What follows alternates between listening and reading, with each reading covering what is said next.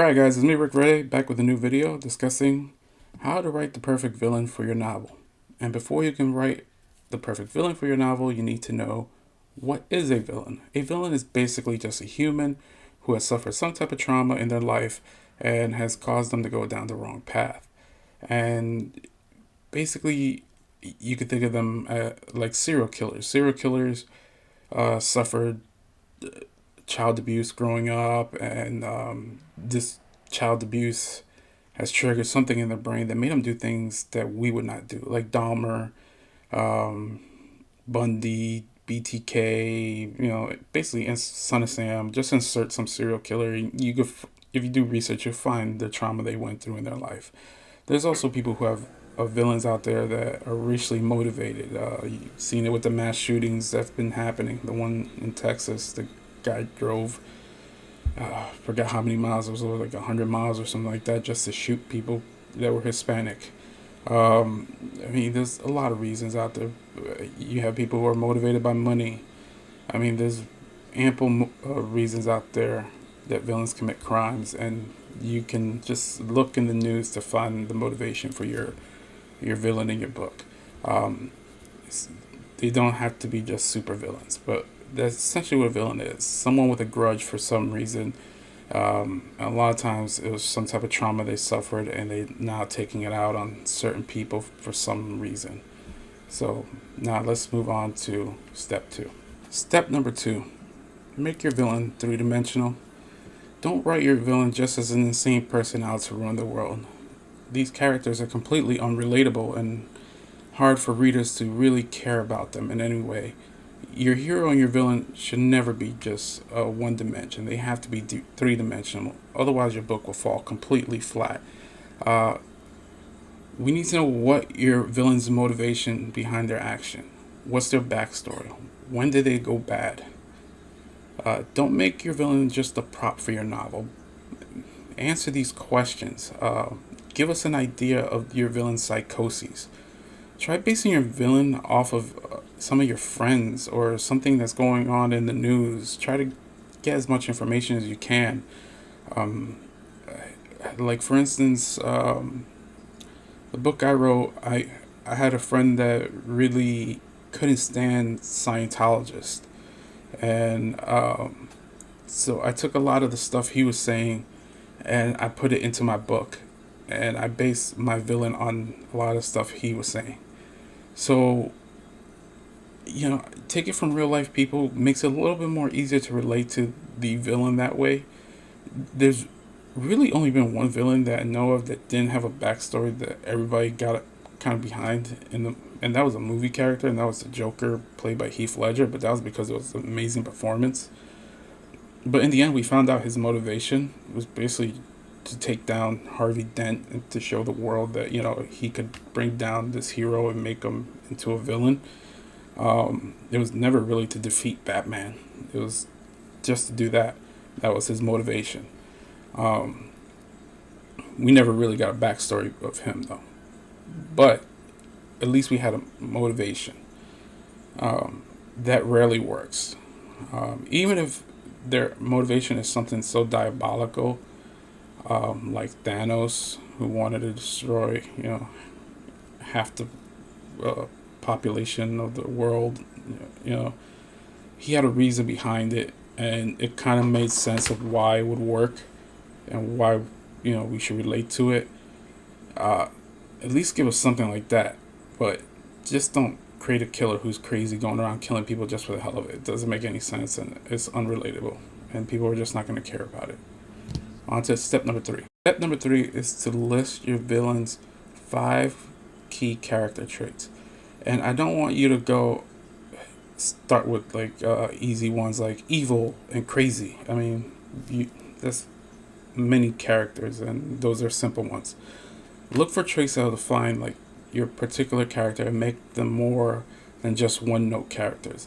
For example, you can write down things like attractive, powerful, jealous, intelligent, manipulative, quiet. Words like that. Those will give you more of a character traits than anything else, and you can develop a character based around those words more than evil and crazy. So try to narrow it down a little bit more, and that way you'll be able to create your character and make it more relatable for everybody else. So, step number 4. Step number 4 is to make your villain more human. Good villains would cause readers to question their moral judgment as they become more sympathetic with the villain, despite what the villain has done throughout the book. A sympathetic villain is way more intriguing than a villain that is pure out evil. Giving your villain more humanizing traits will prevent them from becoming a one-dimensional character. The best example of this, and I don't know if you remember it, there was a great show back in the day called Dexter. Dexter was a blood spatter expert for the Miami Police Department, helping solve crimes. Meanwhile, in his spare time, he's a serial killer murdering people he considered guilty. I mean, this was such a great show. I didn't watch it when it first came out. I binge watched it later because everybody kept telling me how great it was, and I fell in love with it. I mean, I thought the ending kind of sucked, but the rest of the show was great. But this allowed him to justify his crimes. Even though he was a serial killer, we were able to relate to him because he wasn't murdering innocent people. He is both the villain and the hero of the show. I mean, it was just genius. And something like that will help us sympathize with your villain. So just think of things like that. I mean, you can even be inspired by TV shows like Dexter if you need to create a villain. So now, step number 5. Step number 5, what is the conflict between your hero and the villain? Don't make it just that there's a hero out to capture someone who's murdering people for no reason at all, or two people who hate each other just because they hate each other. There has to be a reason. And once you've given your villain a convincing backstory, you should think about the nature of the conflict between the villain and your hero. This will allow you to add to your villain's character and get a sense of the villain's motivation as a character. Outlining their conflict will also help you structure the rest of your story, starting from the beginning of the conflict and building up to the showdown between the villain and the hero. A good example would be your villain may desire powers that only the hero can access. This may then lead to the villain seeking out the hero and plotting to control the hero for their own uses. So just think about how you're going to get them to meet up and fight and how it's going to all play out. It has to tie up in the end. Don't make it a mess at the end, because otherwise the whole book could be great, but if the ending is bad, and I've read some books where the ending is really bad and you just feel like you wasted your time. So make sure you outline everything. Make sure everything leads to an end, a conclusion that just feels like it's wrapped up perfectly in a bow. And you'll have some happy readers for you. Okay, so step number 6. Okay, step number 6. Create a master plan for your villain. To give your villain purpose and meaning in your story, you should map out their master plan. Doing this will allow you to structure your story around your villain's master plan, or factor in the master plan when you are thinking about how the hero will move through your story. Most villains have elaborate plans with an ultimate goal or endgame. Defining this will also ensure your villain appears determined and motivated in every scene of your story, as he or she has a clear purpose or goal. I like to always think about Christopher Nolan's The Dark Knight when plotting out a master plan for my villain. The Joker, who, again, perfectly played by Heath Ledger, caused nothing but chaos throughout the entire movie in the city of Gotham.